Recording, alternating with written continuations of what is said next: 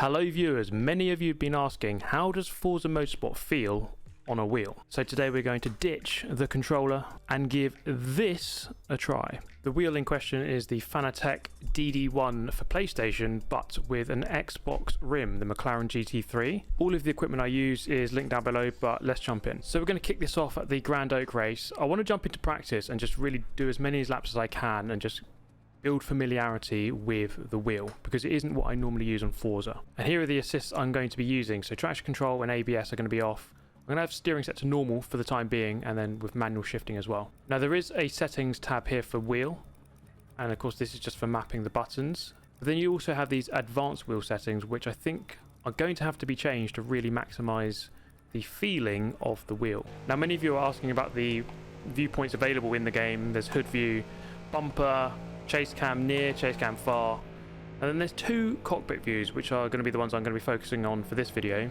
And here's quite a cool option actually. You can change the FOV of these camera angles. This one, let's just make it bigger and see what that looks like. Let's make it as big as we can, 65. So you see that obviously makes it a lot further back. Now I have my wheel set to 900-degree rotation, which means I can turn it around like a couple of times. The wheel in the game, as you can see, goes 180 in each direction. So a couple of you are asking about this. And now let's jump into some gameplay of Forza Motorsport on the wheel and see how it is.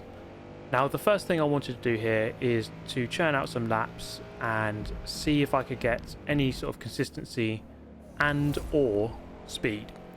Now if I was going to get anywhere near my controller pace, then that would probably be a good sign that the wheel is a good input method.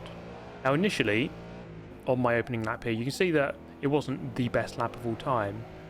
I think quite quickly here, on default settings, I was not too bad.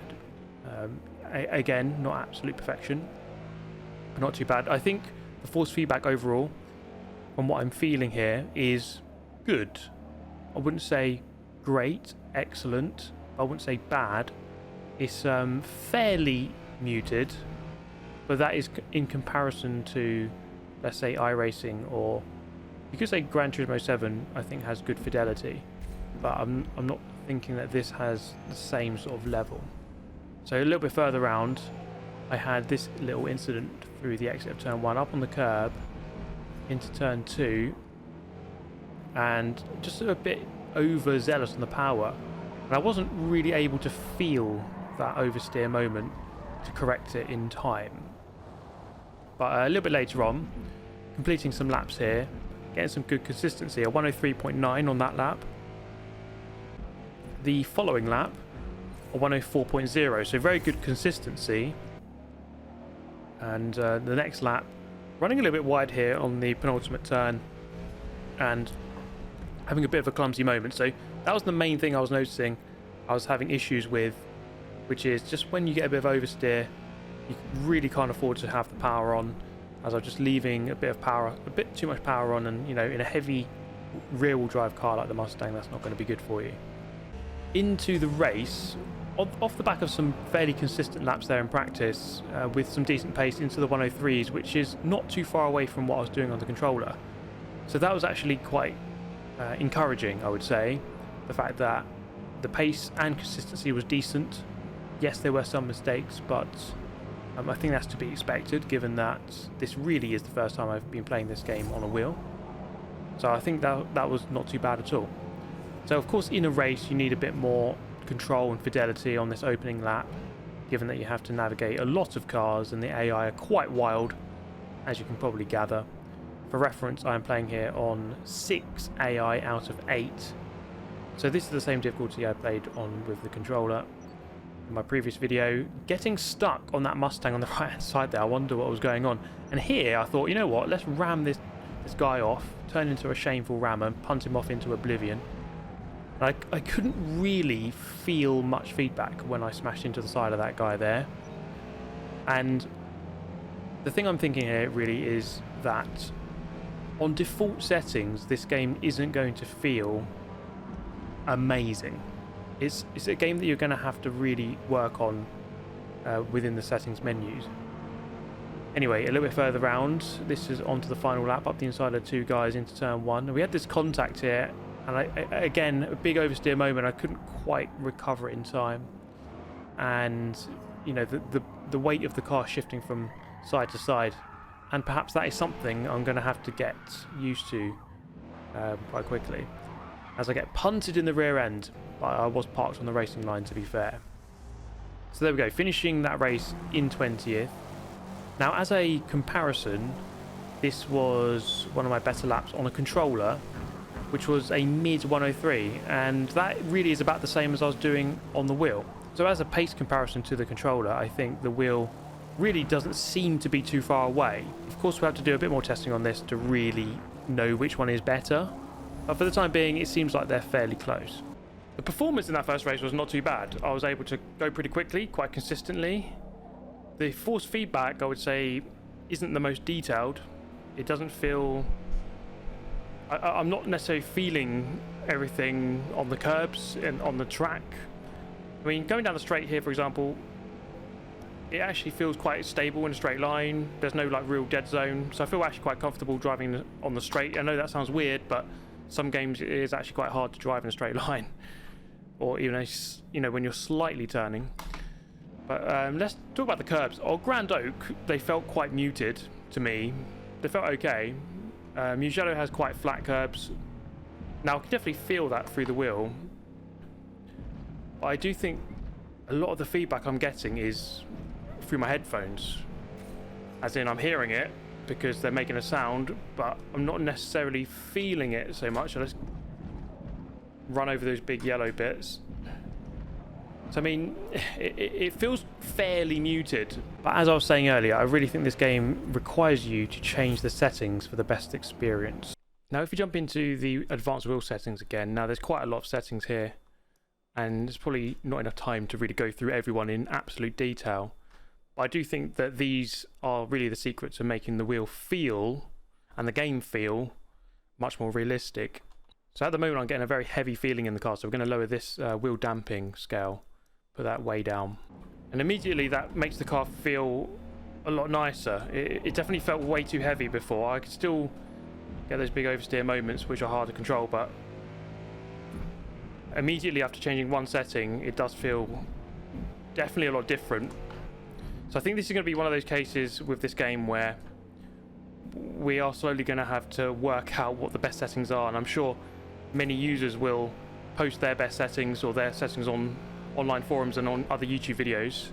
So I mentioned that the curbs feel somewhat muted, and we could probably change that here. Let's put this up to, I mean, let's maximize it, go up to 200 and see what that feels like.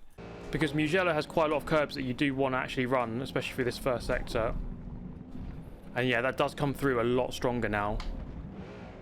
So I can definitely actually, yeah, I can really feel the detail, especially running over that yellow bump. So turning up this road scale setting, I think, has improved the feel. There's no question about that. Yeah, so I'm getting a lot more feel through the wheel. Whereas when I had it on 100, I felt like I couldn't really actually feel the curbs. So when it comes to a wheel, I think for this, it's going to really become dependent on the wheel you have and the settings you use on the wheel and the settings you use in the game. Now for this race, I want to talk about the throttle and the braking feel. So I'm using the FANATEC V3 pedals for this, and I actually think that the pedal feel is pretty good. I quite like the way it feels, especially on the brake. I feel like I can put quite a lot of force into the brake pedal without engaging in locking up. So you can see on the bottom right in the speedometer there is my throttle and brake traces, so you can see how much force I'm putting in. And actually the feeling is good to me. I think there's stability. It feels easy enough to drive on a wheel. Like I really must reiterate here that Forza is something is a game I've always played on a controller in chase cam. So playing on a wheel with pedals and a wheel is not normal for me. But I feel like I've got used to this quite quickly. So I continued this race trying to build upon my speed. And to be honest, I was getting really quite comfortable, especially changing the road feel setting. That really gave me a lot more comfort riding the curbs and actually feeling that they were there. So I would definitely say that is one of the more important settings that you're going to want to change as a wheel user, to give you just that much more level of detail when running over different surfaces. So we're going to move on to Kyalami, I should say it correctly, shouldn't I? Kyalami. And we're going to change over to this other cockpit view, the one without the wheel. And, you know, through this first sector, actually, you know what? This felt really nice and quite flowing. One point I would make about the wheel on this game is that the precision, absolute precision, doesn't seem quite as high as Gran Turismo. And, you know, we can talk about iRacing, but of course iRacing is going to be much more precise, but even Gran Turismo has more just absolute precision. So I found it a little bit tricky to be, you know, right on the edge of a curb. But here you can see I was changing some settings just to really mess around with them and really work out what is what. I went through quite a lot of different variations to work out the best ones, and this variation was absolutely horrible. But this is the one that I kind of settled upon. Not saying this is the best set of settings, but if you want to pause it there just to take a look. And if I have to give my overall thoughts on this, I would say, you know what, I was actually quite pleasantly surprised by how this game feels on a wheel.